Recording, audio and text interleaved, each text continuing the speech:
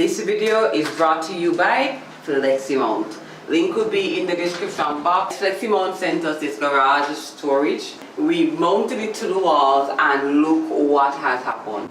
So this is going to be the washroom for both of our Airbnbs. So we will use this area to wash all the linen, store all our cleaning supplies, store all of what we need, our linens and everything in here. So you can imagine the space that we need in this small room.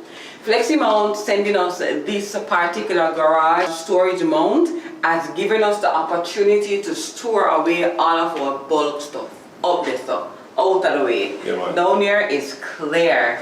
So this shelving can actually be extended. It came with twice the number of shelves. So if you wanted it to be bigger for a larger area, you could have extended it with the pack or the set that we got. It's the 4x8, right, Adrian? Yeah. 4x8 that we got.